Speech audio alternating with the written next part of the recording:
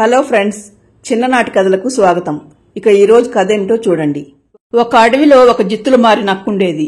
అది ఎప్పటికైనా అడవికి రాజు కావాలని కలలు కంటుండేది. కాని అడవికి రాజైన సింహం అడవిలోని జంతువులను, పక్షులను, క్రూర మృగాలను అందరినీ సమానంగా చూస్తూ న్యాయ పరిపాలన చేస్తుండటంతో సింహం రాజును తప్పించి తాను రాజు ఎలా కావాలా అని ఎప్పుడూ ఆలోచిస్తూ ఉండేది నక్క.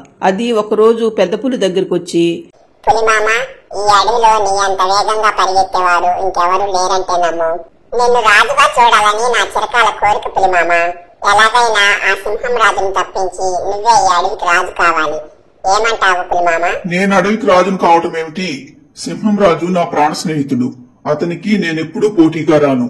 వెళ్ళిక్కడి అని పులి గాండ్రించేసరికి సింహానికి పులికి గొడవ పెట్టి సింహాన్ని మహారాజు పదవి నుండి తప్పుకునేలా చేద్దామనుకున్న నక్కకు తన ఆటలు పులి దగ్గర సాగకపోవడంతో సరే వేరే దారిన ప్రయత్నం చేద్దాం అనుకుని అక్కడి నుండి వెళ్లిపోతుంది నక్క.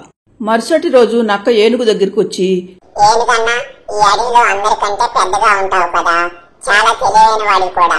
మరి ఈ అడవికి రాజు నువ్వు కాకుండా ఆ సింహం కావడం ఏమిటి?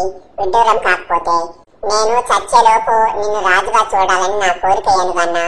మరి నా కోరిక తీరుస్తావా? నేనేమిటి అడవికి రాజును కావటం ఏమిటి నక్క? అడవికి రాజు అంటే ఎంత నేర్పుగా హుషారుగా ఉండాలి. నేను ఈ భారీ శరీరంతో 1 కిలోమీటర్ నడవాలంటే 1 రోజు పడుతుంది. అడవి మీదకు ఎవరైనా దాడి చేయడానికి వస్తే నేను వెళ్లేలోపు అక్కడ జరగవలసిందంతా జరిగిపోతుంది. నీ నక్కజెత్తులు ఉపయోగించి నాకు సింహం రాజుకు గొడవ పెట్టాలని చూడకు. వెళ్ళు. నాకు నీలాగా ఎత్తులు జిత్తులు వేసి ఆహారం సంపాదించుకోవటం తెలియదు. కష్టపడి ఈ పూటకు తినటానికి ఏమైనా తెచ్చుకోవాలి అని అక్కడి నుండి వెళ్లిపోతుంది ఏనుగు. ఏనుగు దగ్గర కూడా తన ఆటలు సాగకపోవటంతో వేరే ఏదైనా దారి చూసుకోవాలని అనుకుంటుంది నక్క. తర్వాత రోజు అది ఒక దుప్పి దగ్గరకు వచ్చి, చూడు దుప్పి, ఈ అడవిలో అందరికంటే మీ దుప్పిలు జింకలే ఎక్కువ మంది ఉన్నారు. మరో 2 రోజుల్లో మహారాజు పుట్టినరోజు జరగబోతోంది. ఎన్నాళ్ళని ఆ సింహరాజునే మహారాజుగా చూస్తాం. ఈ అడవిలో మార్పు రావాలంటే ఎవరైనా కొత్త వారిని రాజుగా ఎంచుకోవాలి. ఏమంటావు మరి నువ్వు? సరే నక్క బావా, ఆ కొత్త రాజు ఎవరైతే బాగుంటుందో కూడా నువ్వే చెప్పు. మీ దుప్పిలకు జింకలకు మంచి జరగాలంటే నన్ను రాజుగా ఎన్నుకున్నారనుకో, నేను ఈ అడవికి రాజునవుతాను. నిన్ను మీ వాళ్ళందరికీ రాజును చేస్తాను. మరి నువ్వు మీ వాళ్ళతో మాట్లాడి మీరందరూ కలిసి నాకు మద్దతిస్తారా? సరే చూద్దాంలే నక్క బావా. చూద్దాం చేద్దాం కాదు దుప్పి. ఎల్లుండి సింహరాజు పుట్టినరోజు నాడు మీరందరూ కలిసి మీ నిర్ణయాన్ని సింహరాజుకు తెలియజేయాలి.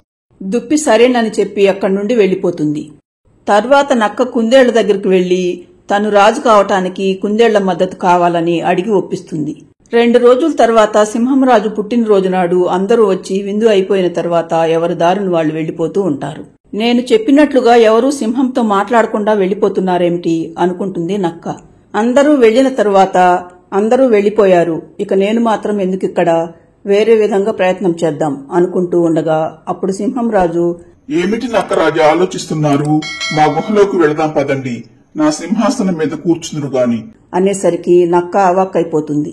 మీరేమంటున్నారో నాకు అర్థం కావటం లేదు సింహరాజా. ఇందులో అర్థం కాకపోవటానికి ఏముంది నక్క? ఈ అడవికి రాజు కావాలని శతవిధాలా ప్రయత్నిస్తున్నావు కదా. ఇంకా ఏమీ తెలియనట్లు ఆ నాటకాలెందుకు? నువ్వు ఎవరెవరి దగ్గరికి వెళ్లి ఏం మాట్లాడావో నాకు అన్నీ తెలుసు. నువ్వు మాట్లాడిన వారందరూ నువ్వు వాళ్లతో ఏమేం మాట్లాడావో అంతా నాకు చెప్పారు అని సింహం అనగానే నక్కకు పై ప్రాణాలు పైనే పోతాయి. కాని సింహం మాత్రం, ఏదేమైనా నీ ధైర్యం నాకు నచ్చింది నక్క. నేను నీకు 3 పరీక్షలు పెడతాను. నువ్వు వాటిలో గనుక గెలిచావంటే నేనే ఈ అడవికి మహారాజు పదవి నుండి తప్పుకుంటాను. నిన్ను రాజును చేస్తాను అని సింహం అనేసరికి నక్కకు కొద్దిగా ధైర్యం వస్తుంది. సరే సింహరాజా, ఆ పరీక్షలు ఏంటో చెప్పండి. అదేమిటో ఇక్కడ చెప్పను. పద, అందరూ తిరిగే ప్రదేశంలోకి వెళ్లి చెబుతాను అని నక్కను ఒక చోటుకు తీసుకువెళ్లి దాన్ని ఒక చెట్టుకు తలక్రిందులుగా వేలాడదీసి, చూడు చిత్తులు మారి నక్క, ఈ దారి వెంట అందరూ వెళ్తుంటారు. వెళుతున్న వారినందరినీ నిన్ను ఈ చెట్టు మీద నుండి క్రిందకు దించమని అడుగు. ఏ ఒక్కరైనా నీకు సహాయం చేసి నిన్ను క్రిందకు దించినా నా మొదటి పరీక్షలో నువ్వు గెలిచినట్లే అని చెప్పి సింహం పులితో పాటు అక్కడి నుండి వెళ్లిపోతుంది. తలక్రిందులుగా వేలాడుతుండటంతో నక్కకు గుండె గొంతులో నుండి బయటకొస్తుందేమోనన్నంత బాధగా ఉండటంతో, మహారాజు కావడం సంగతేమో కానీ నేను చచ్చేలా ఉన్నాను. ఎవరైనా నన్ను కిందకు దించి పుణ్యం కట్టుకోండి అని నక్క అరుస్తున్నా సరే ఎవరూ పట్టించుకోకుండా వెళ్లిపోతూ ఉంటారు. కొన్ని జంతువులు మాత్రం ఈ జిత్తులు మారి నక్కకు తగిన శాస్తి జరిగిందని నవ్వుకుంటూ వెళ్తుంటాయి. నక్క మాత్రం నన్ను కాపాడండి కాపాడండి అని అరుస్తూనే ఉంటుంది. ఫ్రెండ్స్, ఈ కథలోని నీతి ఏమిటంటే దురాశ దుఃఖానికి చేటు. ఫ్రెండ్స్, ఈ స్టోరీ నచ్చితే లైక్ చేయండి, మన ఛానల్ను సబ్స్క్రైబ్ చేసుకోండి.